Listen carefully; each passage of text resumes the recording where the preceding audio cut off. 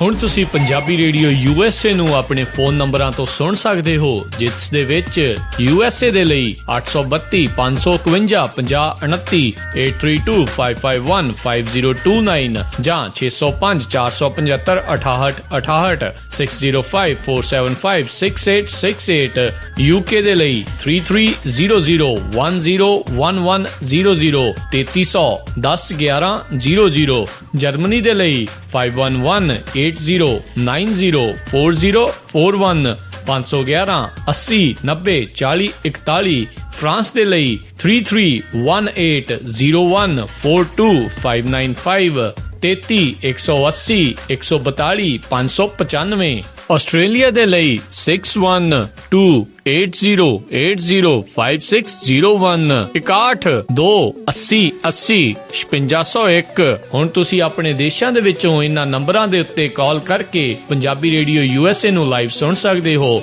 ਇਸ ਦੇ ਨਾਲ ਹੀ ਤੁਸੀਂ ਖਬਰਾਂ, ਖਬਰ ਤੇ ਨਜ਼ਰ, ਸਿਹਤ ਸੰਭਾਲ ਦਾ ਪ੍ਰੋਗਰਾਮ, ਨਾਨ ਸਟਾਪ ਪੰਜਾਬੀ ਗੀਤ, ਗੁਰਬਾਣੀ ਰੇਡੀਓ, ਸ਼੍ਰੀ ਦਰਬਾਰ ਸਾਹਿਬ ਜੀ ਦੇ ਹੁਕਮਨਾਮਾ ਸਾਹਿਬ ਦੀ ਵਿਆਖਿਆ ਪੰਜਾਬੀ ਅਤੇ ਅੰਗਰੇਜ਼ੀ ਦੇ ਵਿੱਚ, ਵੱਖ-ਵੱਖ ਗੁਰੂ ਘਰਾਂ ਦਾ ਸਿੱਧਾ ਪ੍ਰਸਾਰਣ, ਇਹ ਸਾਰਾ ਕੁਝ ਇਹਨਾਂ ਨੰਬਰਾਂ ਤੇ ਡਾਇਲ ਕਰਕੇ ਸੁਣ ਸਕਦੇ ਹੋ, ਜਾਂ ਸਾਡੀ ਵੈਬਸਾਈਟ www.punjabiradiousa.com ਤੇ ਵੀ ਸੁਣ ਸਕਦੇ ਹੋ।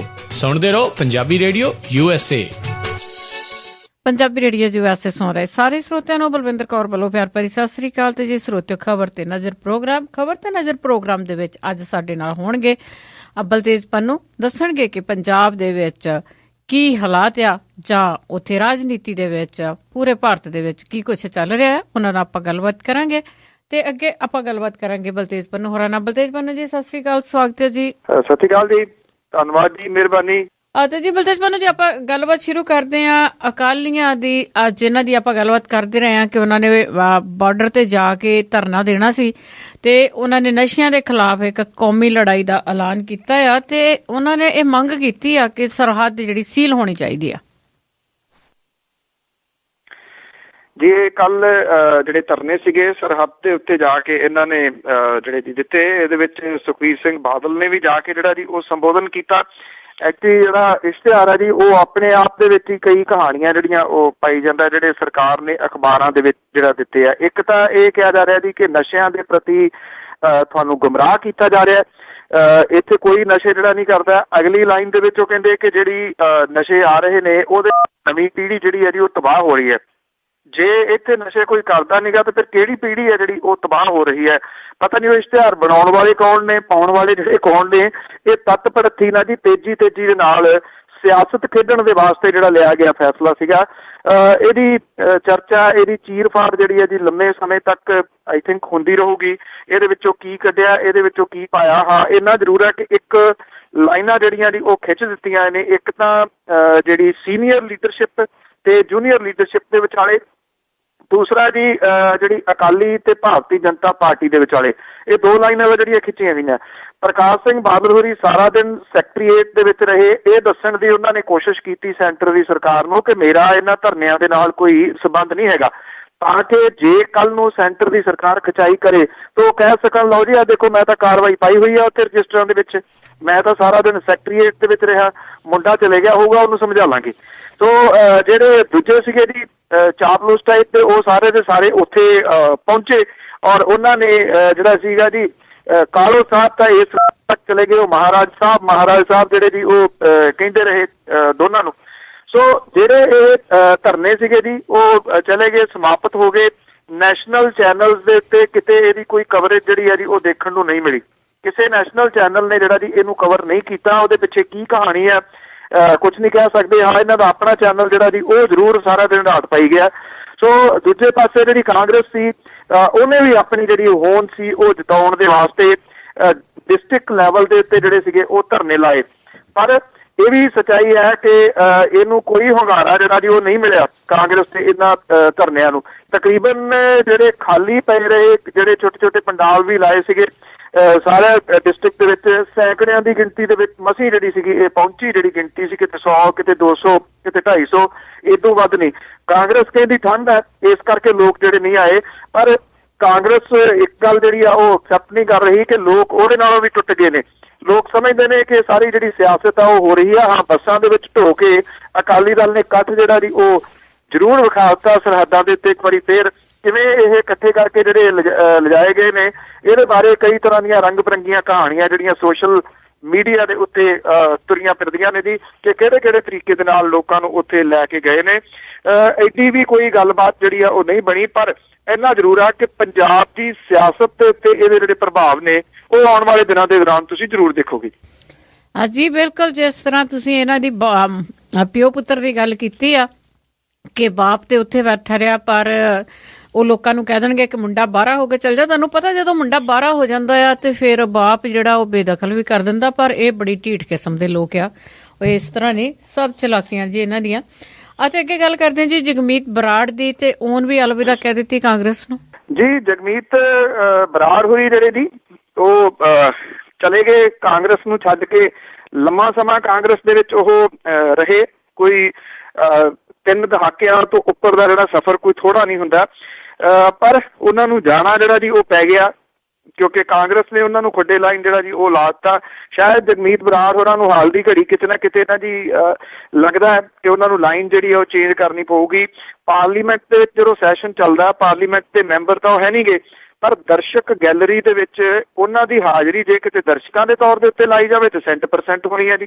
ਉਹ ਕੰਨਾਂ ਨੂੰ ਆ ਕੇ ਜਿਹੜੇ ਹੈੱਡਫੋਨ ਨੇ ਸਾਰੀ ਕਾਰਵਾਈ ਸਵੇਰ ਤੋਂ ਲੈ ਕੇ ਸ਼ਾਮ ਤੱਕ ਸੁਣਦੇ ਨੇ ਤੇ ਮੁੜ ਕੇ ਆਪਣੇ ਘਰ ਨੂੰ ਪਰਤ ਜਾਂਦੇ ਨੇ, ਜਾਂ ਤਾਂ ਪੁਰਾਣੇ ਦਿਨ ਯਾਦ ਕਰ ਰਹੇ ਹੋਣੇ ਆ ਜਦੋਂ 1999 ਦੇ ਵਿੱਚ ਇੱਕ ਵਾਰੀ ਉਹ ਜਿੱਤੇ ਸਨ ਸੁਖਬੀਰ ਬਾਦਲ ਨੂੰ ਹਰਾ ਕੇ। ਜੀ ਕਹਿਣ ਨੂੰ ਬੇਸ਼ੱਕ ਉਹਨਾਂ ਨੇ ਜਦੋਂ ਇਹ ਪ੍ਰੈਸ ਕਾਨਫਰੰਸ ਲਾ ਕੇ ਇਹ ਕਿਹਾ ਕਿ ਨਾ ਤਾਂ ਮੈਂ ਅਜੇ ਕੋਈ ਨਵੀਂ ਪਾਰਟੀ ਬਣਾ ਰਿਹਾ, ਨਾ ਕਿਸੇ ਦੂਜੀ ਪਾਰਟੀ ਦੇ ਵਿੱਚ ਜਾਣ ਦਾ ਇਰਾਦਾ, ਪਰ ਕਿਸੇ ਟਾਈਮ ਆਲ ਇੰਡੀਆ ਸਿੱਖ ਸਟੂਡੈਂਟ ਫੈਡਰੇਸ਼ਨ ਦੇ ਨੇਤਾ ਰਹੇ ਜਗਮੀਤ ਸਿੰਘ ਬਰਾੜ ਹੋਰਾਂ ਨੇ ਜਿੰਨੀ ਭਰਵੀਂ ਤਾਰੀਫ ਨਰਿੰਦਰ ਮੋਦੀ ਦੀ ਕੀਤੀ ਹੈ ਔਰ ਕੱਟੜਪੁਣੇ ਤੋਂ ਵੀ ਉਹਨਾਂ ਨੂੰ ਕਲੀਨ ਚਿੱਟ ਜਿਹੜੀ ਹੈ ਜੀ ਉਹ ਦੇ ਦਿੱਤੀ ਹੈ, ਉਹ ਇਸ਼ਾਰਾ ਜਿਹੜਾ ਇਸ ਪਾਸੇ ਵੱਲ ਨੂੰ ਕਰ ਰਹੀ ਹੈ ਕਿ ਅੰਦਰ ਖਾਤੇ ਜਿਹੜੀ ਗਿੱਟ ਮਿੱਟ ਹੈ ਉਹ ਹੋ ਚੁੱਕੀ ਹੈ ਤੇ ਅਗਲੇ ਕੁਝ ਦਿਨਾਂ ਦੇ ਦੌਰਾਨ ਇਹ ਸਾਰਾ ਕੁਝ ਜਿਹੜਾ ਜੀ ਉਹ ਸਾਹਮਣੇ ਆ ਜਾਊਗਾ। ਭਾਵ ਕਿ ਉਹ ਜਿਹੜਾ ਜੀ ਆਲ ਇੰਡੀਆ ਸਿੱਖ ਸਟੂਡੈਂਟ ਫੈਡਰੇਸ਼ਨ ਦੇ ਪੀੜੀ ਪੱਗ ਤੋਂ ਸ਼ੁਰੂ ਕਰਕੇ ਹੁਣ ਭਗਵੇਂ ਵੱਲ ਨੂੰ ਜਿਹੜਾ ਜੀ ਉਹ ਜਾਣਗੇ ਤੇ ਭਗਵਾਂ ਕਰਨ ਉਹਨਾਂ ਨੇ ਆਪਣੇ ਆਪ ਦਾ ਔਰ ਆਪਣੇ ਸਾਥੀਆਂ ਦਾ ਜਿਹੜਾ ਕਰ ਲਿਆ।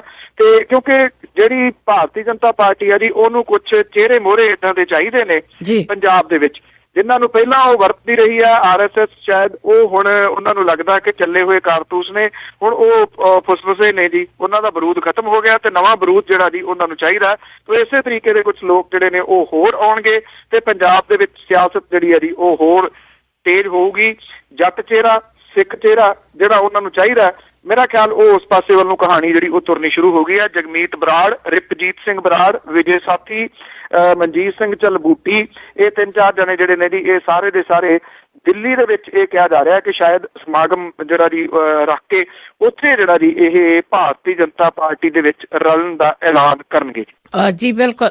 ਤੇ ਅੱਗੇ ਇੱਕ ਕਿਸ਼ਤੀ ਦਾ ਮਾਮਲਾ ਸੀ, ਜਿਹੜੀ ਕਿਸ਼ਤੀ ਸੀਗੀ ਉਹ ਕਾਂਗਰਸੀ ਹੈਗੇ ਆ, ਉਹਨਾਂ ਨੇ ਸਰਕਾਰ ਨੂੰ ਘੇਰਿਆ ਹੋਇਆ। ਐਕਚੁਅਲੀ ਇਹ ਜਿਹੜਾ ਪਿਛਲੇ ਦਿਨਾਂ ਦੇ ਵਿੱਚੋਂ ਮਾਮਲਾ ਸਾਹਮਣੇ ਆਇਆ ਸੀਗਾ ਜੀ ਕਿ ਇੱਕ ਕਿਸ਼ਤੀ ਜਿਹੜੇ ਖੁਫੀਆ ਏਜੰਸੀਜ਼ ਕਹਿੰਦੀਆਂ ਨੇ ਕਿ ਉਹ ਕਰਾਚੀ ਨੇੜੇ ਉਹ ਚੱਲੀ ਸੀਗੀ ਤੇ ਉਹਦੇ ਵਿੱਚ ਅੱਤਵਾਦੀ ਜਿਹੜੇ ਸਵਾਰ ਸਨ ਔਰ ਇਹ ਕਿਹਾ ਜਾ ਰਿਹਾ ਸੀਗਾ ਕਿ 26/11 ਵਰਗੇ ਇੱਕ ਹੋਰ ਹਮਲੇ ਨੂੰ ਇਹ ਲੋਕ ਅੰਜਾਮ ਦੇਣਾ ਚਾਹੁੰਦੇ ਸਨ, ਪਰ ਸੁਰੱਖਿਆ ਫੋਰਸਿਸ ਨੇਵੀ ਦੀ ਮੁਸ਼ਤੈਦੀ ਜਿਹੜੀ ਸੀ ਉਹਨੇ ਐਸਾ ਕੰਮ ਕੀਤਾ ਜੀ ਕਿ ਉਹਨਾਂ ਨੇ ਇਸ ਕਿਸ਼ਤੀ ਦਾ ਪਿੱਛਾ ਕੀਤਾ। ਬਾਅਦ ਦੇ ਵਿੱਚ ਕਿਸ਼ਤੀ ਨੇ ਆਪਣੇ ਆਪ ਨੂੰ ਜਿਹੜਾ ਸੀਗਾ ਉਹ ਉਡਾ ਲਿਆ ਤੇ ਇਹਦੇ ਵਿੱਚ ਕਿੰਨੇ ਬੰਦੇ ਸੀ, ਕਿੰਨੇ ਮਰੇ, ਅਜੇ ਬਹੁਤਾ ਕੁਝ ਜਿਹੜਾ ਜੀ ਹੱਥ ਪੱਲੇ ਨਹੀਂ ਪਿਆ ਜੀ ਜਿਹੜੀਆਂ ਫੋਰਸਿਸ ਨੇ ਉਹਨਾਂ ਦੇ।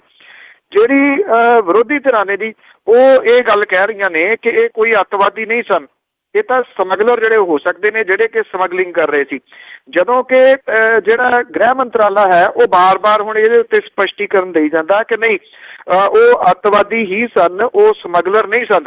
ਉਹ ਕਹਿੰਦੇ ਕਿ ਜੇ ਉਹ ਸਮਗਲਰ ਹੁੰਦੇ ਤੇ ਉਹਨਾਂ ਨੇ ਸਰੈਂਡਰ ਕਰ ਦੇਣਾ ਸੀਗਾ, ਉਹਨਾਂ ਨੇ ਸਰੈਂਡਰ ਨਹੀਂ ਕੀਤਾ, ਇਸ ਕਰਕੇ ਉਹ ਅੱਤਵਾਦੀ ਸਨ ਔਰ ਉਹ ਮਰਨ ਦੇ ਵਾਸਤੇ ਹੀ ਜਿਹੜਾ ਜੀ ਉਹ ਆਏ ਸੀਗੇ। ਹੁਣ ਕਿਸ਼ਤੀ ਜਦੋਂ ਉੱਡੀ ਗਈ ਲੱਭੀ ਹੋਈ ਨਹੀਂ। ਉਹਦੀਆਂ ਫੋਟੋਆਂ ਜਿਹੜੀਆਂ ਸੀਗੀਆਂ ਗ੍ਰਹਿ ਮੰਤਰਾਲੇ ਨੇ ਇਸ ਕਿਸ਼ਤੀ ਦੇ ਉੱਡਣ ਤੋਂ ਕੋਈ 3 ਕੁ ਦਿਨ ਬਾਅਦ ਜਿਹੜੀਆਂ ਉਹ ਜਾਰੀ ਕੀਤੀਆਂ।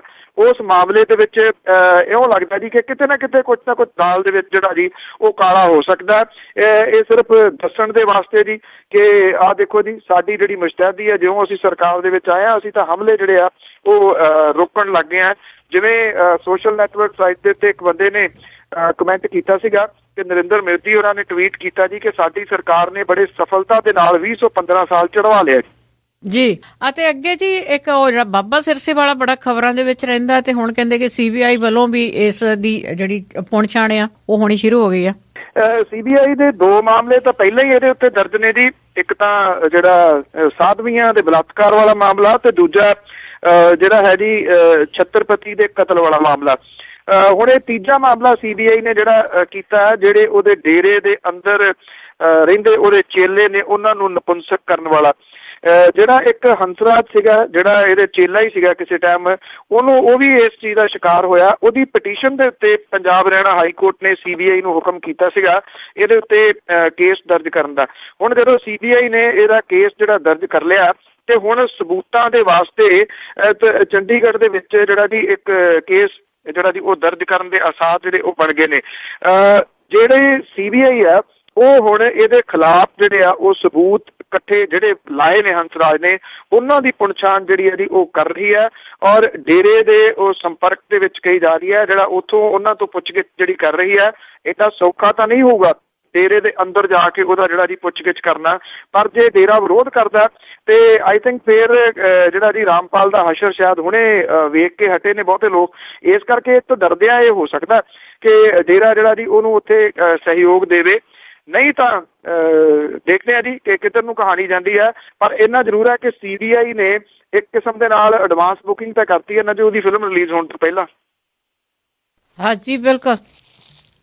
ਤੇ ਅੱਗੇ ਗੱਲ ਕਰਦੇ ਜੀ ਆ ਭਾਈ ਗੁਰਬਖਸ਼ ਸਿੰਘ ਖਾਲਸਾ ਹੋਣਾ ਨੇ ਜਿਹੜਾ ਮਰਨ ਵਰਤ ਰੱਖਿਆ ਆ ਬੰਦੀ ਸਿੱਖਾਂ ਦੀ ਰਿਹਾਈ ਲਈ, ਤੇ ਹੁਣ ਇੱਕ ਬਿਆਨ ਆਇਆ ਜੀ ਆਪਣੇ ਸ਼੍ਰੋਮਣੀ ਗੁਰਦੁਆਰਾ ਪ੍ਰਬੰਧਕ ਕਮੇਟੀ ਕਹਿੰਦੇ ਇਹ ਮੋਰਚਾ ਸੰਭਾਲੇਗੀ। ਇਹ ਗਿਆਨੀ ਗੁਰਬਚਨ ਸਿੰਘ ਹੋਰਾਂ ਨੇ ਇਹ ਗੱਲ ਜਿਹੜੀ ਹੈ ਜੀ ਉਹ ਕਹੀ ਆ। ਉਹਨਾਂ ਨੇ ਸ਼੍ਰੋਮਣੀ ਗੁਰਦੁਆਰਾ ਪ੍ਰਬੰਧਕ ਕਮੇਟੀ ਦੇ ਪ੍ਰਧਾਨ ਅਵਤਾਰ ਸਿੰਘ ਮੱਕੜ ਹੋਰਾਂ ਦੇ ਨਾਲ ਜਿਹੜੀ ਹੈ ਜੀ ਉਹ ਮੁਲਾਕਾਤ ਕੀਤੀ ਆ ਔਰ ਇਹ ਕਿਹਾ ਜਾ ਰਿਹਾ ਕਿ ਅੱਜ ਜਿਹੜੇ ਕਾਨੂੰਨੀ ਮਾਹਰ ਨੇ ਉਹਨਾਂ ਨੂੰ ਨਾਲ ਲੈ ਕੇ ਉਹ ਗੁਰਬਖਸ਼ ਸਿੰਘ ਖਾਲਸਾ ਹੋਰਾਂ ਦੇ ਨਾਲ ਮੁਲਾਕਾਤ ਜਿਹੜੀ ਹੈ ਜੀ ਉਹ ਕਰ ਸਕਦੇ ਨੇ, ਕਿਉਂਕਿ ਗਿਆਨੀ ਗੁਰਬਚਨ ਸਿੰਘ ਹੋਰਾਂ ਦੇ ਕਹਿਣ ਦੇ ਉੱਤੇ ਜ਼ਿੰਮੇਵਾਰੀ ਜਿਹੜੀ ਸ਼੍ਰੋਮਣੀ ਗੁਰਦੁਆਰਾ ਪ੍ਰਬੰਧਕ ਕਮੇਟੀ ਨੇ ਆਪਣੇ ਸਿਰ ਦੇ ਉੱਤੇ ਜਿਹੜੀ ਹੈ ਜੀ ਉਹ ਲਈ ਆ। ਇਹ ਜ਼ਿੰਮੇਵਾਰੀ ਪਹਿਲਾਂ ਵੀ ਗਿਆਨੀ ਗੁਰਬਚਨ ਸਿੰਘ ਹੋਰਾਂ ਨੇ ਆਪਣੇ ਤੇ ਲਈ ਸੀਗੀ ਜਦੋਂ ਗੁਰਦੁਆਰਾ ਅੰਮ੍ਰਿਤ ਸਾਹਿਬ ਦੇ ਵਿੱਚ ਗੁਰਬਖਸ਼ ਸਿੰਘ ਖਾਲਸਾ ਨੇ ਮਰਨ ਵਰਤ ਜਿਹੜਾ ਉਹ ਪਿਛਲੀ ਵਾਰ ਵਾਲੀ ਜਿਹੜਾ ਉਹ ਰੱਖਿਆ ਸੀਗਾ।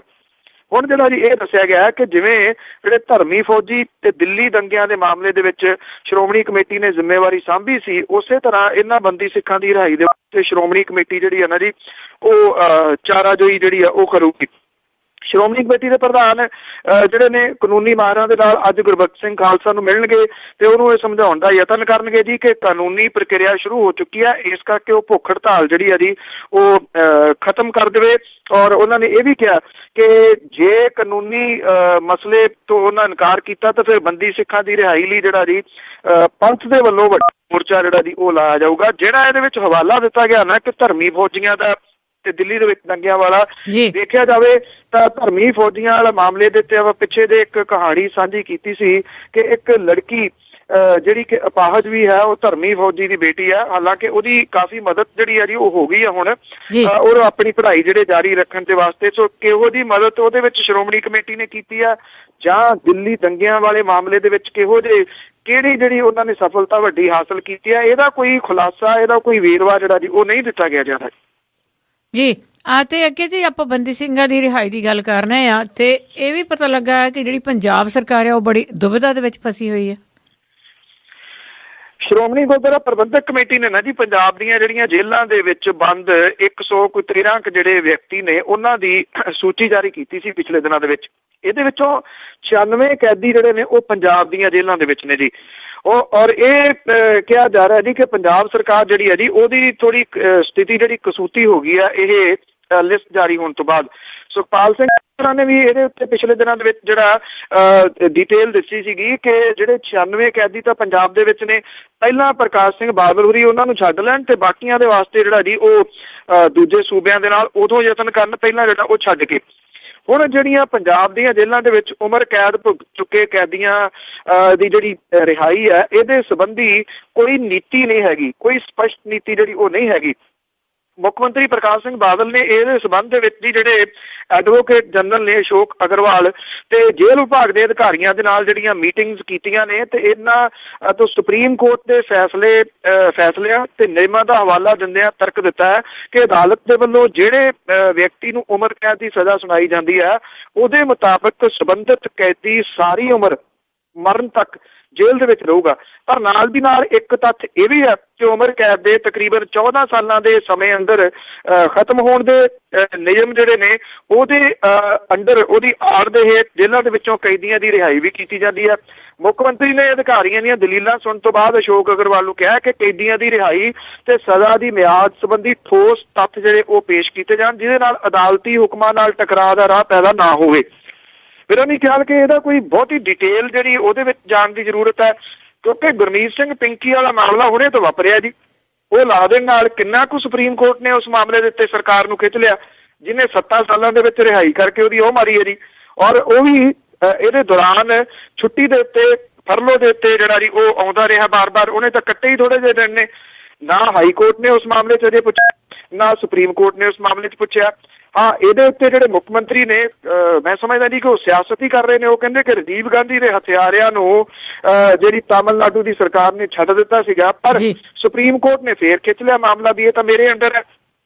ਜਦੋਂ ਕਿ ਜਿਹੜੇ ਇੱਥੇ ਛੱਡੇ ਗਏ ਨੇ, ਜਿਹਦੇ ਵਿੱਚ ਵੱਡਾ ਕੇਸ ਹੈ ਗੁਰਮੀਤ ਪਿੰਕੀ ਵਾਲਾ, ਜਿਹੜਾ ਪੁਲਿਸ ਦਾ ਕੈਡ ਸੀਗਾ ਜੀ, ਕਿ ਉਹਨੂੰ ਕਿਵੇਂ ਛੱਡ ਦਿੱਤਾ ਗਿਆ, ਕਿਹੜੀਆਂ ਧਾਰਾਵਾਂ ਦੇ ਤਹਿਤ ਉਹਨੂੰ ਰਿਹਾ ਕੀਤਾ ਗਿਆ। ਜੇ ਉਹ 7 ਸਾਲਾਂ ਦੇ ਵਿੱਚ ਆ ਸਕਦਾ ਹੈ ਤੇ ਜਿਨ੍ਹਾਂ ਨੇ ਉਮਰ ਕੈਦ ਦੀ ਆਪਣੀ ਬਣਦੀ ਪ੍ਰੋਪਰ ਜਿਹੜੀ ਸਜ਼ਾ, ਜਿਹਦੇ ਵਿੱਚ ਉਹਨਾਂ ਨੂੰ ਪੈਰੋਲ ਦੇ ਉੱਤੇ ਵੀ ਪਹਿਲਾਂ ਰਿਹਾ ਨਹੀਂ ਕੀਤਾ ਗਿਆ, ਫਰਲੋ ਦੇ ਉੱਤੇ ਵੀ ਰਿਹਾ ਨਹੀਂ ਕੀਤਾ ਗਿਆ, ਉਹਦੇ ਤੋਂ ਬਿਨਾਂ ਹੀ ਜਿਨ੍ਹਾਂ ਨੇ ਸਾਰੀ ਸਜ਼ਾ ਕੱਟ ਲਈ ਹੈ, ਉਹਨਾਂ ਨੂੰ ਰਿਹਾ ਕਰਨ ਦੇ ਉੱਤੇ ਕਿਹੜੀਆਂ ਕਾਨੂੰਨੀ ਅੜਚਣਾਂ ਨੇ, ਇਹ ਸਮਝ ਤੋਂ ਪਰੇ ਵਾਲੀ ਗੱਲ ਹੈ ਜੀ। ਲੱਗਦਾ ਇਉਂ ਆ ਕਿ ਜਿਹੜੇ ਐਡਵੋਕੇਟ ਜਨਰਲ ਨੇ ਉਹਨਾਂ ਨੂੰ ਨਾਲ ਲੈ ਕੇ ਇਹ ਅੱਖਾਂ ਪੂੰਝਣ ਦਾ ਕੰਮ ਹੀ ਜਿਹੜਾ ਜੀ ਉਹ ਕੀਤਾ ਜਾ ਰਿਹਾ ਕਿ ਆਹ ਦੇਖੋ ਜੀ, ਅਸੀਂ ਕੋਸ਼ਿਸ਼ ਤਾਂ ਬਹੁਤ ਕਰ ਰਹੇ ਹਾਂ ਜੀ। ਬਿਲਕੁਲ ਜੀ, ਸਦਾ ਇਸੇ ਤਰ੍ਹਾਂ ਹੀ ਬਰਾ ਕੇ ਤੋਰ ਦਿੱਤੇ ਜਾਂਦੇ ਆ ਲੋਕੀ।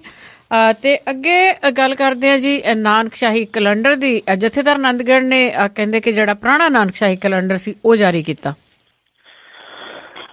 ਜਿਹੜੇ ਬਲਵੰਤ ਸਿੰਘ ਆਨੰਦਗੜ੍ਹ ਹੋਰਾਂ ਨੇ ਸਮਾਗਮ ਕੀਤਾ ਜੀ ਆਪਦੇ ਘਰ ਦੇ ਵਿੱਚ, ਕਿਉਂਕਿ ਗੁਰਦੁਆਰੇ ਦੇ ਵਿੱਚ ਤਾਂ ਉਹਨਾਂ ਨੂੰ ਅਖੰਡ ਪਾਠ ਰਖਾਉਣ ਦੇ ਪਰਮਿਸ਼ਨ ਜਿਹੜੀ ਸੀ ਉਹ ਨਹੀਂ ਸੀ ਮਿਲੀ ਸ਼੍ਰੋਮਣੀ ਗੁਰਦੁਆਰਾ ਪ੍ਰਬੰਧਕ ਕਮੇਟੀ ਦੇ ਵੱਲੋਂ। ਇਹਦੇ ਵਿੱਚ ਜਿਹੜਾ ਇੱਕ ਤਾਂ ਜਿਹੜੇ ਸ਼੍ਰੋਮਣੀ ਗੁਰਦੁਆਰਾ ਪ੍ਰਬੰਧਕ ਕਮੇਟੀ ਦੇ ਕੁਝ ਮੈਂਬਰ ਨੇ, ਉਹਨਾਂ ਨੇ ਜਿਹੜਾ ਹਾਂ ਦਾ ਨਾਅਰਾ ਤਾਂ ਜ਼ਰੂਰ ਮਾਰਿਆ ਸੀਗਾ ਕਿ ਬਲਵੰਤ ਸਿੰਘ ਆਨੰਦਗੜ੍ਹ ਦੇ ਉਹ ਹੱਕ ਦੇ ਵਿੱਚ ਨੇ ਤੇ ਉਹਨਾਂ ਦੇ ਨਾਲ ਇੱਦਾਂ ਨਹੀਂ ਹੋਣਾ ਚਾਹੀਦਾ, ਪਰ ਉਹਨਾਂ ਦੇ ਵਿੱਚੋਂ ਕੋਈ ਸਮਾਗਮ ਦੇ ਵਿੱਚ ਜਿਹੜਾ ਜੀ ਉਹ ਨਹੀਂ ਪਹੁੰਚਿਆ ਕੋਈ ਵੀ। ਸ਼ਾਇਦ ਇਸ ਗੱਲੋਂ ਡਰਦਿਆਂ ਹੋਇਆ ਜੀ ਕਿ ਜਿਹੜੀ ਸਰਕਾਰ ਹੈ ਫਿਰ ਉਹਨਾਂ ਦੇ ਉੱਤੇ ਕਿਸੇ ਕਿਸਮ ਦਾ ਕੋਈ ਸ਼ਿਕੰਜਾ ਨਾ ਕੱਸ ਦੇਵੇ ਜੀ, ਕਿਉਂਕਿ ਨੇੜੇ ਤੋਂ ਨਿਗਾਹ ਜਿਹੜੀ ਸੀ ਉਹ ਸਰਕਾਰੀ ਧਿਰਾਂ ਨੇ ਰੱਖੀ ਹੋਈ ਸੀ ਕਿ ਕਿਹੜੇ ਲੋਕ ਜਿਹੜੇ ਉੱਥੇ ਜਾਂਦੇ ਨੇ। ਇਹਦੇ ਵਿੱਚ ਜਿਹੜਾ ਜੀ ਸਮਾਗਮ ਜਿਹੜਾ ਸੀਗਾ, ਬੇਸ਼ੱਕ ਹਾਜ਼ਰੀ ਪੱਖੋਂ, ਲੀਡਰਾਂ ਦੀ ਹਾਜ਼ਰੀ ਪੱਖੋਂ ਤਾਂ ਘੱਟ ਰਿਹਾ, ਉਂਝ ਸਮਾਗਮ ਜਿਹੜਾ ਸੀਗਾ ਇਹ ਕਾਫੀ ਰਿਹਾ। ਔਰ ਇਹਦੇ ਵਿੱਚ ਜਿਹੜਾ ਬਲਵੰਤ ਸਿੰਘ ਆਨੰਦਗੜ੍ਹ ਸੀ ਉਹ ਇੱਕ ਵੱਖਰੀ ਸੁਰ ਜਿਹੜੀ ਹੈ ਜੀ ਉਹ ਆਪਣੀ ਦੱਸਣ ਦੇ ਵਿੱਚ ਸਫਲ ਵੀ ਰਹੇ। ਇੱਥੇ ਜਿਹੜਾ ਪੁਰਾਣਾ ਨਾਨਕਸ਼ਾਹੀ ਕੈਲੰਡਰ ਸੀਗਾ ਅਕਾਲੀ ਦਲ ਅੰਮ੍ਰਿਤਸਰ ਦੇ ਵੱਲੋਂ ਜਿਹੜਾ ਜਾਰੀ ਕੀਤਾ ਗਿਆ, ਬਲਵੰਤ ਸਿੰਘ ਆਨੰਦਗੜ੍ਹ ਹੋਰਾਂ ਤੋਂ ਜਿਹੜਾ ਸੀਗਾ ਉਹ ਜਾਰੀ ਜਿਹੜਾ ਸੀ ਉਹ ਕਰਵਾਇਆ ਗਿਆ। ਉਧਰ ਇਹਨੂੰ ਜਿਹੜਾ ਥੋੜਾ ਜਿਹਾ ਇਸ ਪੱਖੋਂ ਵੀ ਮਿਲਿਆ ਕਿ 80 ਦਰਜਨ ਦੇ ਕਰੀਬ ਸਿੱਖ ਸੰਗਠਨ ਨੇ ਜਿਨ੍ਹਾਂ ਨੇ ਧਾਰਮਿਕ ਤੇ ਇਤਿਹਾਸਕ ਦਿਹਾੜੇ ਜਿਹੜੇ ਮੂਲ ਨਾਨਕਸ਼ਾਹੀ ਕੈਲੰਡਰ ਦੇ ਮੁਤਾਬਕ ਮਨਾਏ ਜਾਣ ਦੀ ਗੱਲ ਜਿਹੜੀ ਹੈ ਜੀ ਉਹ ਕੀਤੀ ਹੈ। ਔਰ ਇਹਨਾਂ ਨੇ ਅਕਾਲ ਤਖਤ ਤੋਂ ਹੀ ਮੰਗ ਕੀਤੀ ਹੈ ਕਿ ਬਿਕਰਮੀ ਕੈਲੰਡਰ ਹੀ ਰਹਿ ਦਿੱਤਾ ਜਾਵੇ ਤਾਂ ਕਿ ਸਿੱਖ ਸੰਗਤ ਸਾਰੇ ਦਿਹਾੜੇ ਜਿਹੜੇ ਆ ਉਹ ਇਕੱਠਿਆਂ ਹੋ ਕੇ ਜਿਹੜਾ ਜੀ ਉਹ ਮਨਾ ਸਕੇ। ਇਹ ਮਾਮਲਾ ਜਿਹੜਾ ਜੀ ਕਾਫੀ ਲੱਗਦਾ ਜੀ ਕਿ ਭਖਦਾ ਜਾ ਰਿਹਾ ਹੁਣ ਕੈਲੰਡਰ ਦੇ ਮੁੱਦੇ ਵਾਲਾ।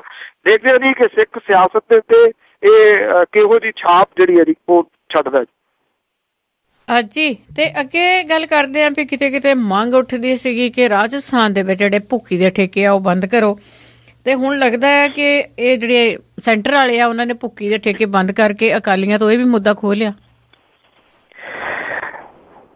ਦੇਖੋ, ਰਾਜਸਥਾਨ ਤੇ ਮੱਧ ਪ੍ਰਦੇਸ਼ ਦੇ ਵਿੱਚ ਇਹ ਕਿਹਾ ਗਿਆ ਜੀ ਕਿ ਪੋਸਟ ਤੇ ਜਿਹੜੀ ਹੈ ਜੀ ਪੋਸਟ ਦੀ ਖੇਤੀ ਬੰਦ ਨਹੀਂ ਹੋਊਗੀ। ਭੁੱਕੀ ਦੀ ਵਿਕਰੀ ਦੇ ਉੱਤੇ ਪਾਬੰਦੀ ਜਿਹੜੀ ਹੈ ਜੀ ਉਹ ਲਾਤੀ ਹੈ। ਕੇਂਦਰ ਦੀ ਸਰਕਾਰ ਨੇ 1 ਅਪ੍ਰੈਲ 2015 ਤੋਂ ਇਹਨਾਂ ਸੂਬਿਆਂ ਦੇ ਵਿੱਚ ਭੁੱਕੀ ਦੀ ਵਿਕਰੀ ਦੇ ਉੱਤੇ ਪਾਬੰਦੀ ਜਿਹੜੀ ਹੈ ਜੀ ਉਹ ਲਾਤੀ ਹੈ। ਹੁਣ ਇਹ ਨਾ ਹੋਵੇ ਕੱਲ ਨੂੰ ਇਹ ਕਹਿਣ ਕਿ ਜੀ ਅਸੀਂ ਤਾਂ ਸਰਹੱਦ ਦੇ ਉੱਤੇ ਧਰਨੇ ਲਾਏ ਸੀ ਤਾਂ ਕਰਕੇ ਲਾਈ ਹੈ। ਇਹ ਪਹਿਲਾਂ ਤੋਂ ਹੀ ਅਨਾਊਂਸਮੈਂਟ ਜਿਹੜੀ ਹੈ ਜੀ ਉਹ ਹੋਈ ਹੈ। ਐਕਚੁਅਲੀ ਜਿਹੜਾ ਮਾਲੀ ਵਰਾ ਹੈ 15-16 ਇਹਦੀ ਭੁੱਕੀ ਦੀ ਅਲਾਟਮੈਂਟ ਜਿਹੜੀ ਉਹ ਨਹੀਂ ਹੋਊਗੀ। ਇਹਨਾਂ ਸੂਬਿਆਂ ਦੇ ਵਿੱਚ ਐਤਕੀ ਪੋਸਟ ਦੀ ਫਸਲ ਜ਼ਰੂਰ ਹੈਗੀ ਹੈ ਜੀ, ਮਾਰਚ ਮਹੀਨੇ ਦੇ ਵਿੱਚ ਜਿਹੜੀ ਆਊਗੀ। ਔਰ ਜਿਹੜਾ ਕੇਂਦਰ ਦੀ ਸਰਕਾਰ ਹੈ ਜੀ ਜਾਂ ਜਿਹੜੀਆਂ ਉਹਨੇ ਸੂਬੇ ਦੀ ਸਰਕਾਰਾਂ ਨੂੰ ਹਦਾਇਤ ਜਿਹੜੀ ਹੈ ਜੀ ਉਹ ਕੀਤੀ ਹੈ ਕਿ ਜਿਹੜੀ ਖੇਤੀ ਤਾਂ ਜਾਰੀ ਰਹੂਗੀ ਪਰ ਇਹ ਸਰਕਾਰੀ ਜਿਹੜਾ ਜੀ ਇੱਕ ਤਾਂ ਠੇਕੇ ਬੰਦ ਹੋਣਗੇ, ਸਰਕਾਰ ਆਪ ਹੀ ਜਿਹੜਾ ਜੀ ਇਹ ਖਰੀਦੂਗੀ ਜੀ। ਕੇਂਦਰੀ ਨਾਰਕੋਟਿਕਸ ਬਿਊਰੋ ਦੇ ਡਿਪਟੀ ਜਿਹੜੇ ਨਾਰਕੋਟਿਕਸ ਕਮਿਸ਼ਨਰ ਨੇ ਉਹਨਾਂ ਦਾ ਇਹ ਜਿਹੜਾ ਜੀ ਇਹ ਕਹਿਣਾ ਹੈ ਕਿ ਜਿਹੜੀ ਇਹ ਪਾਬੰਦੀ ਲਾਈ ਗਈ ਹੈ ਇਹ ਸਿਰਫ ਭੁੱਕੀ ਦੀ ਵਿਕਰੀ ਦੇ ਅਧਿਕਾਰ ਰਾਜਸਥਾਨ ਸਰਕਾਰ ਤੋਂ ਵਾਪਸ ਜਿਹੜੇ ਨੇ ਉਹ ਲੈ ਲਏ ਗਏ ਨੇ। ਔਰ ਜਿਹੜੇ ਕੇਂਦਰੀ ਨਾਰਕੋਟਿਕਸ ਬਿਊਰੋ ਹੈ ਉਹਦੇ ਵੱਲੋਂ ਰਾਜਸਥਾਨ ਦੇ ਵਿੱਚ ਪੋਸਟ ਦੀ ਖੇਤੀ ਲਈ ਲਾਇਸੈਂਸ ਜਿਹੜੇ ਉਹ ਦਿੱਤੇ ਜਾਂਦੇ ਨੇ। ਅਫੀਮ ਕੱਢਣ ਮਗਰੋਂ ਜਿਹੜੀ ਭੁੱਕੀ ਬਚਦੀ ਹੈ ਉਹਨੂੰ ਵੇਚਣ ਦੇ ਅਧਿਕਾਰ ਰਾਜਸਥਾਨ ਦੀ ਸਰਕਾਰ ਦੇ ਕੋਲੇ ਸੀਗੇ। ਹੁਣ ਅਫੀਮ ਕੱਢਣ ਮਗਰੋਂ ਬਚੀ ਭੁੱਕੀ ਨੂੰ ਸਰਕਾਰ ਜਿਹੜੀ ਹੈ ਉਹ ਵੇਚ ਨਹੀਂ ਸਕਦੀ। ਕੇਂਦਰ ਦੀ ਸਰਕਾਰ ਨੇ ਰਾਜਸਥਾਨ ਦੇ ਵਿੱਚ 14-15 ਲਈ ਕੋਈ 18,500 ਕਿਸਾਨਾਂ ਨੂੰ ਪੋਸਟ ਦੀ ਖੇਤੀ ਕਰਨ ਦੇ ਵਾਸਤੇ ਲਾਇਸੈਂਸ ਜਾਰੀ ਕੀਤਾ ਸੀਗਾ, ਜਿਹਦੇ ਵਿੱਚੋਂ 3000 ਹੈਕਟੇਅਰ ਦੇ ਵਿੱਚ ਖੇਤੀ ਜਿਹੜੀ ਆ ਉਹ ਕੀਤੀ ਜਾ ਰਹੀ ਹੈ। ਸੋ ਹੁਣ ਜਿਹੜਾ ਜੀ ਜਦੋਂ ਸਰਕਾਰ ਤੇ ਭੁੱਕੀ ਵੇਚਣ ਤੇ ਪਾਬੰਦੀ ਲਾਤੀ ਹੈ ਤੇ ਆਈ ਥਿੰਕ ਠੇਕੇ ਦੇ ਬੰਦ ਭੁੱਕੀ ਦੇ ਹੋ ਗਏ ਨੇ ਤੇ ਮੇਰਾ ਖਿਆਲ ਇਸ ਮਾਮਲੇ 'ਚ ਪੰਜਾਬ ਸਰਕਾਰ ਨੂੰ ਛਾਲ ਮਾਰਨੀ ਚਾਹੀਦੀ ਆ। ਜਿਹੜੇ ਪੈਰ ਤੇ ਸ਼ਰਾਬ ਦੇ ਠੇਕੇ ਖੁੱਲ੍ਹੇ ਨੇ ਉਹ ਜਿਹੜੇ ਬੰਦ ਕੀਤੇ ਜਾਣ। ਪੰਜਾਬ ਦੇ ਵਿੱਚ 22 ਜ਼ਿਲ੍ਹੇ ਨੇ ਔਰ 26 ਸ਼ਰਾਬ ਦੀਆਂ ਫੈਕਟਰੀਆਂ ਨੇ। ਜਿਹੜਾ ਇਸ਼ਤਿਹਾਰ ਹੈ ਉਹ ਇਹ ਕਹਿੰਦਾ ਕਿ ਇੱਥੇ ਪੰਜਾਬ ਦੇ ਵਿੱਚ ਕੋਈ ਨਸ਼ਾ ਜਿਹੜਾ ਜੀ ਉਹ ਨਹੀਂ ਬਣਦਾ। ਸ਼ਾਇਦ ਸ਼ਰਾਬ ਨੂੰ ਨਸ਼ਾ ਹੀ ਸਮਝਣੋਂ ਹਟ ਗਈ ਹੈ ਪੰਜਾਬ ਸਰਕਾਰ।